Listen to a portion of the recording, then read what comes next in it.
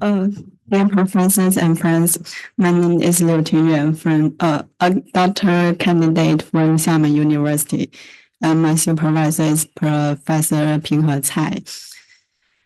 The topic I shared today is submarine groundwater discharge, a major pathway of carbon and nutrients into the coastal ocean insights from the Pearl River estuary.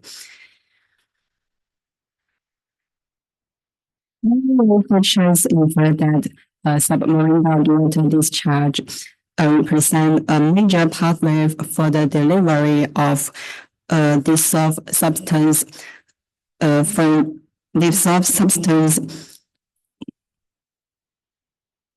to according a large enrichments of chemical chasers in coastal waters.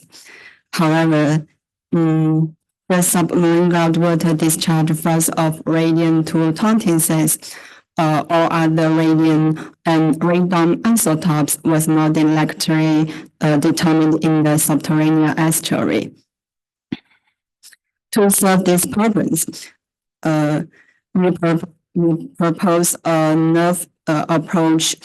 The radium-226 and Forum-230 isotope systematic to quantify the process of dissolve substance from sediments into the water.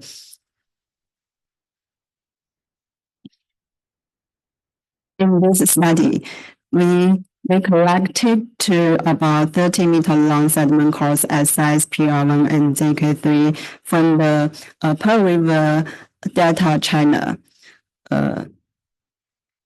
Additional surface sediments were collected in the surface estuary. I will measure the activity of the sub-radium in hot water and the total radium-230 and fluorine in the sediment samples by high sensitivity experiments. According to these results, we can see that the deficit of total radium-226 relative to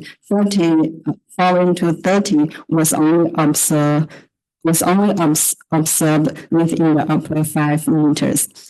And then they reached a circular equilibrium below 5 meters.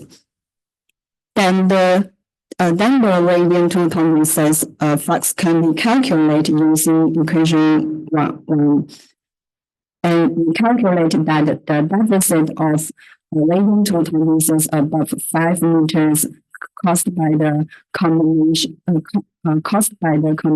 of diffraction from suspended particles and release of regeneration from parent Forum-230. So we calculate the deficit of radium-226 from around 5 meters down to the bottom of the core. Within the areas, this process of radium-226 are indiscernible from zero. Then we converted the radium-226 flux into groundwater flux by the general diagenetic model. Here are some results. And the gray arrow bars represent 2 sigma uncertainty in our measurements. Considering the uncertainty in our measurements, this model estimates the resting time of the groundwater in the subterranean estuary above 100 years. Based on this, we estimate an upper bound of about 1.4 cubic kilometers per year for the total submarine groundwater floods out of the Pearl River subterranean estuary. As a comparison, the Pearl River discharges freshwater floods of about 330 cubic kilometers per year.